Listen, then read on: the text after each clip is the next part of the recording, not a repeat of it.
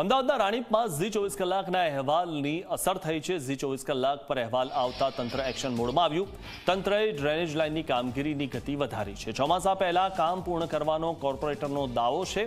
સ્થાનિકોએ ઝી 24 કલાકનો આભાર માન્યો છે। મહત્વનું છે કે રાણીપ વિસ્તારમાં 6 મહિનાથી ડ્રેનેજ લાઇન સહિતની કામગીરી ચાલી રહી છે।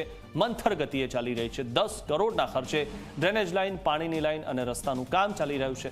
લાંબા સમયથી ચાલતું કામ પૂર્ણ ન થતા સ્થાનિકો પરેશાન થઈ ગયા। સ્થાનિકોએ આ વ્યથા ઝી 24 કલાક સમક્ષ ઠાલવી અને આપની ચેનલે તેને પ્રસારિત કરી, જે બાદ તંત્રને જાગવું પડ્યું। તંત્ર આ કામગીરી પર વધુ ધ્યાન હવે આપી રહ્યું છે અને કોર્પોરેટરે પણ દાવો કર્યો કે કામ ઝડપથી પૂર્ણ કરવામાં આવશે।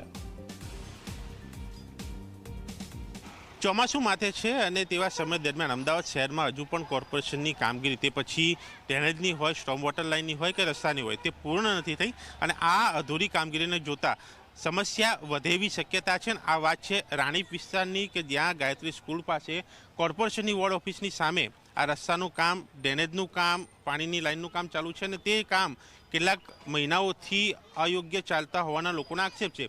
અને આજે આ મીડિયાને આવવાની ખબર પડી કે તંત્ર અહીંયા સફાળું જાગ્યું છે અને આ મજૂરો અહીંયા બોલાવવામાં આવે છે। જેસીબી મશીનો અહીંયા આવ્યા છે અને અહીંયા કામગીરી શરૂ કરવામાં આવી છે।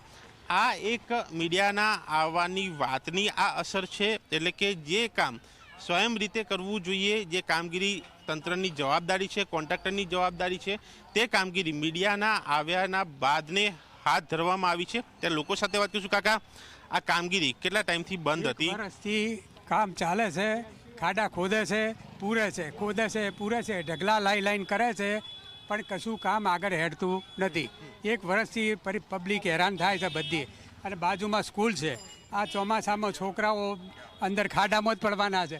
આ પરિસ્થિતિ થશે અને અમારા ફ્લેટોમાં તો રેત ભરાઈ ગઈ છે, એવી બધા ફ્લેટ ખરાબ થઈ ગયા છે। આજે આ મજૂરો આવ્યા, એ આવતા હતા કે આજે જ આવ્યા છે મીડિયા? અરે આ 2 દાડોથી મજૂર દેખાય છે અને આજે મીડિયાના આવ્યા પછી આ મીડિયાના આવ્યા પછી આવ્યા છે।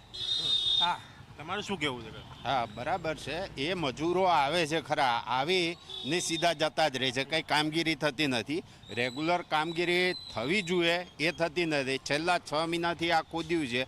આ છોકરાને, સિનિયર સિટીઝનને એટલી બધી તકલીફ પડે છે જવા આવવામાં, અને આ લોકોને બેદરકારી એટલી બધી છે, કંઈ બી થાય તો કોઈ આ લોકો જવાબદારી લેવા તૈયાર જ નથી અને આપણે રજૂઆત કરવા છતાં કોઈ ધ્યાન આપતા નથી।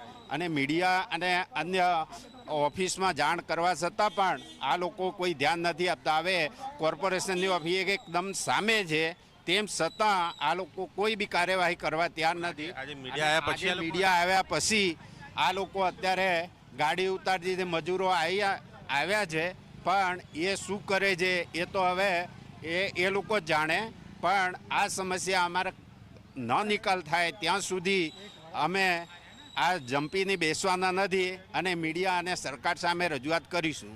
એટલે કે આ સમસ્યાની રજૂઆત જે છે તે સ્થાનિકોએ કરી અને તે રજૂઆતો અનેકવાર કર્યા છતાં પણ તંત્ર દ્વારા કોઈ કામગીરી હાથ ન ધરવામાં આવતા આખરે સ્થાનિકોએ મીડિયાનો સંપર્ક કર્યો અને ત્યારે ઝી મીડિયાની ટીમ અહીંયા આવી અને આ ટીમ આવ્યા બાદ, અમારા આવ્યા બાદ આ જોઈ શકાય છે કે તંત્રએ મજૂરો મોકલ્યા છે, મશીનો મોકલ્યા છે અને કામગીરી શરૂ કરાઈ છે।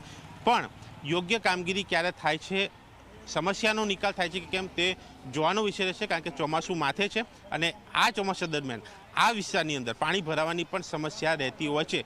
તે દૂર થશે કે કેમ, તે પણ જોવાનું બની રહેશે। કેમેરામેન મુકેશ ચૌહાણ સાથે દર્શન રાવલ, ઝી મીડિયા, અમદાવાદ।